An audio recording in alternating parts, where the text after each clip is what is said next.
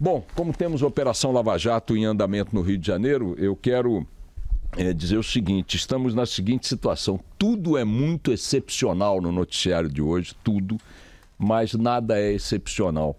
Como assim? Como é possível? Assim, vejam, em circunstâncias normais, numa democracia normal, vida seguindo e tal, esses dias eu estava lendo uma notícia e que contrariou um pouco a minha não me lembro qual comentarista fez essa análise, peço desculpas a ele.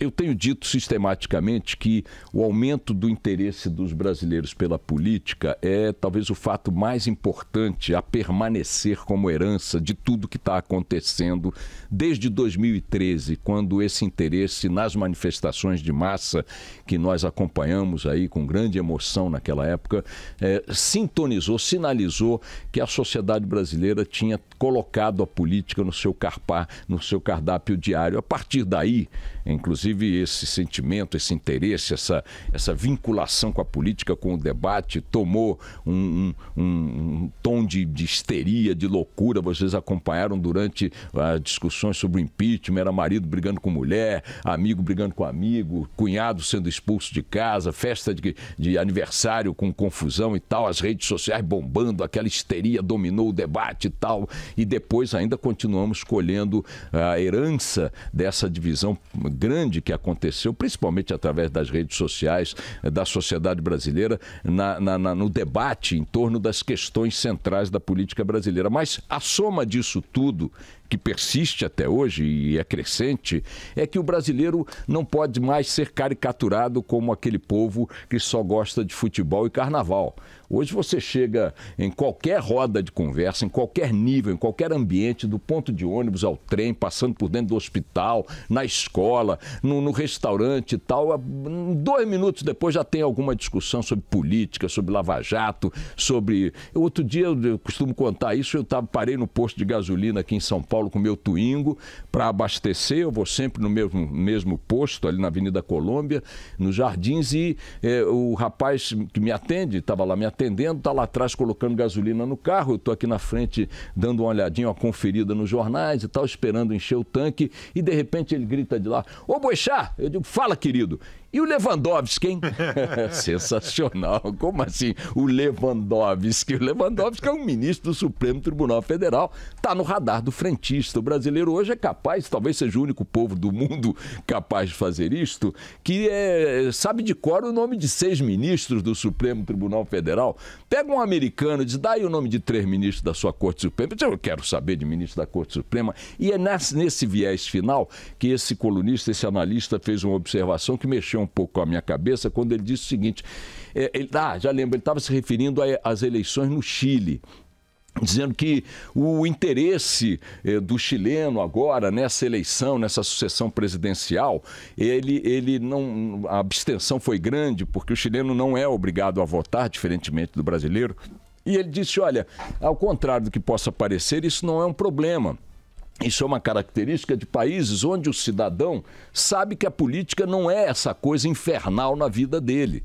Então ele fica ali, a política para ele é uma referência que tem que estar no radar e tal, ele tem que estar atento, ele aumenta o seu grau de atenção em determinados momentos, mas na média não tem que ser mesmo, porque o que esses caras têm que fazer na política, nos governos, é tocar a máquina, é tocar a vida das pessoas sem aprontar muita sacanagem. Então não há porquê esse grau de tensão, esse grau de atenção e tal. E eu aqui do meu lado achando, olha, isso é uma grande qualidade. No nosso momento histórico, insisto que esta atenção da política, das pessoas com a política, certamente produzirá governos agora, a partir de 2018, com a consciência de que estão sendo vigiados mais de perto, né? A grande conexão nas redes sociais, qualquer ato de um político imediatamente repercute de forma muito significativa na opinião pública, e é bom que seja assim, pelo menos neste momento em que estamos vivendo, histórico, que é um momento de mudança de parâmetros na relação da sociedade com a classe política e com o Estado que essa classe política domina. Então, dá para se dizer que nós estamos nestes 2 dias, né, com mais uma levada de coisas excepcionais, mas que a rigor a excepcionalidade não são, porque estão tão rotineiras, né, no nosso dia a dia, que a gente simplesmente poderia dizer, não, olha aí, mais uma coisa do mesmo. Vejam, nas últimas 48 horas, tivemos movimentações na Lava Jato no Rio de Janeiro, que determinaram a prisão de 2 ex-governadores, que o ilustre casal Antony Garotinho e a senhora Rosângela Mateus, também alcunhada de Rosinha Garotinho. Eu me recuso a chamar uma senhora casada por um apelido, Rosinha Garotinho. O nome dela é Rosângela Mateus, não tenho essa intimidade com a madame, nem quero ter. Prenderam ontem, então, o Antony Garotinho e a Rosângela Mateus, e hoje pela manhã a operação ainda em curso, cumprindo mandados de prisão no Rio de Janeiro, prendendo mais gente da quadrilha de Sérgio Cabral, um ex-chefe da Casa Civil, o advogado Regis Fichtner, o ex-presidente do Departamento de Estradas e Rodagens, senhor Henrique Alberto Ribeiro, um empresário, Jorge Sadala, que administrava os contratos com bancos aí para empréstimos consignados a servidores públicos, e também a gestão do poupa-tempo na época do Cabral, né? Então é a camarilha cabraliana também indo ao encontro do chefe supremo na cadeia no Rio de Janeiro. Hoje pela manhã também houve conduções ou intimações para depor de outros empresários também ligados ao grupo de Cabral. Esse Sadala, inclusive, faz parte daquela turma do guardanapo, da dança do guardanapo, comemorando lá os assaltos sistemáticos aos cofres públicos numa festa em Paris. Poucas horas antes também adentravam a cadeia pela segunda vez em poucos dias, em 70 e poucas horas, 3 figurões, 3 chefes da quadrilha que domina a Assembleia Legislativa do Rio de Janeiro, com o Pisciani, o Paulo Melo e o outro Albertassi e tal. 2 deles, um é presidente da Assembleia Legislativa, agora se licenciou, o outro é ex-presidente da Assembleia Legislativa, e hoje o Bernardo Melo Franco, nosso companheiro na Folha de São Paulo, diz o seguinte, que com esta história, o Rio passa a ter, com este capítulo de ontem, o Rio passa a ter 3 ex-governadores na cadeia. 3 ex-governadores na cadeia, os 3 últimos governadores do Rio de Janeiro na cadeia, e o que está hoje no governo do Rio, se bobear, daqui a pouco vai emagrecer atrás das celas, porque está também cheio de acusações, de suspeitas, e não poderia ser diferente em se tratando de uma figura, o Pezão, que esteve enfronhado no esquema do Cabral durante os 2 mandatos do Cabral, na condição de vice-governador, de secretário de várias pastas, e que foi escolhido pelo Cabral para sucedê-lo. Então é evidente que essa figura, no mínimo, sabe muito do que se fez por ali. Mas aliás, uma coisa curiosa que o Bernardo está lembrando hoje, é que ontem, antes de saber que ia ser preso, o Antony Garotinho deu uma declaração, não sei se no programa de rádio que ele tem no Rio de Janeiro. Aliás, o locutor que o substitui, coitado, toda hora tem que ficar anunciando a ausência do Garotinho, é muito engraçado. Espero que esse substituto permaneça por muitos anos na função titular agora. Mas o Garotinho disse, poucas horas antes de ser preso, comentando a prisão dos 3 membros, deputados estaduais do PMDB na véspera, disse, olha, e ainda não terminou a faxina não, hein? Faltam outros setores que foram altamente envolvidos com essa safadeza toda. Claro que falta o dele, inclusive. Então, esta movimentação da Lava Jato no Rio de Janeiro está colocando, primeiro, uma linha, um ritmo de ataque à quadrilha que mais consolidou e de forma um pouco autônoma. Vejam que as operações da quadrilha Cabral pouco se relaciona com as bandalheiras que atingem as demais quadrilhas, atuando em outros setores federais que a Lava Jato está investigando. Você tem um esquema que foi montado pela quadrilha do Cabral no Rio de Janeiro que operou autonomamente, criou no Rio de Janeiro uma cidadela de corrupção da qual eles se favoreceram sem muitas conexões, por exemplo, com escândalos na Petrobras, na Eletronuclear, na Eletrobras, em outras empresas públicas, BNDES e tal. Vocês vejam que os escândalos cabralianos são escândalos muito circunscritos, assim como o do casal Garotinho, muito circunscritos à máquina pública do Rio. Jogo pesado, corrupção pesada, mas autônoma. Era uma cidadela independente, um quartel independente de outros esquemas de corrupção.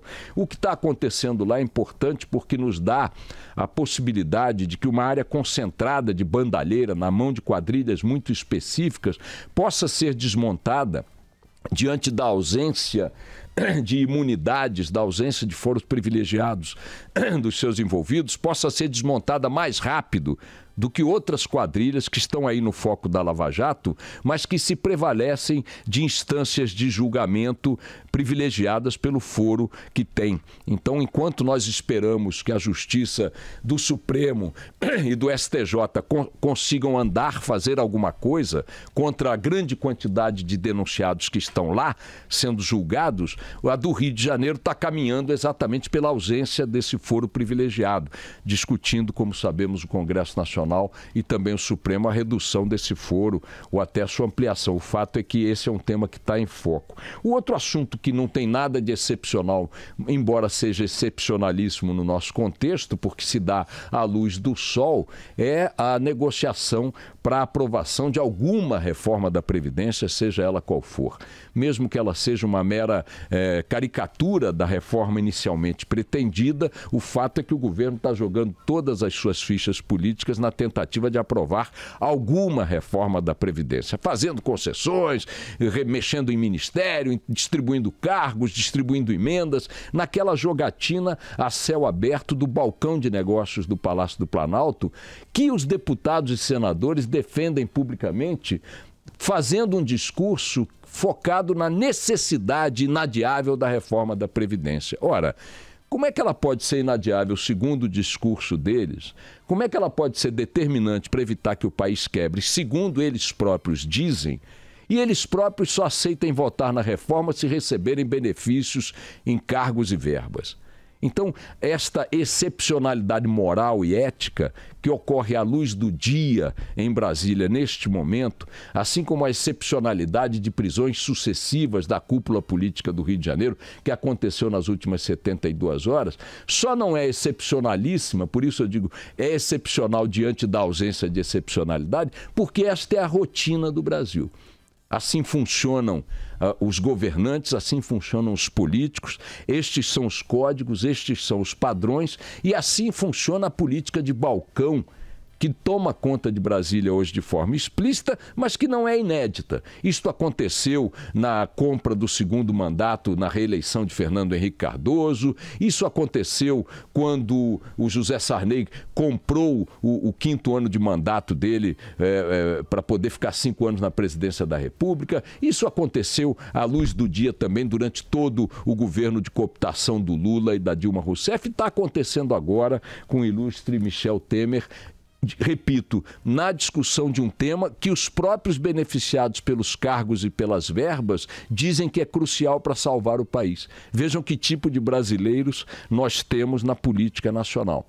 O cara diz assim, é muito importante iniciar a vacinação de toda a população contra a febre amarela, porque nós estamos na iminência de ter uma contaminação em massa por febre amarela que vai matar milhares de brasileiros. Porém, eu só vou aderir à liberação de verbas para vacinar contra a febre amarela se me der um empreguinho aqui, se nomear minha mulher ali, a minha amante acolá, me der um ministériozinho. E o governo trata disso como se fosse a coisa mais natural do mundo e como se fosse a política. É mentira, minha gente. A política não é assim. Em países onde a classe política não é dominada por quadrilhas, a política tem o jogo de composição de equipes, de distribuição de ministérios, mas não em torno de temas que digam respeito à sobrevivência nacional, como eles dizem que é a reforma da Previdência. Enfim, na ausência de excepcionalidades, porque excepcionais não são diante da forma rotineira como acontecem, vamos aguardar aí pelos próximos passos. Viva o Rio Grande do Sul com o Grêmio e viva o Rio de Janeiro com a Lava Jato. Vamos lá.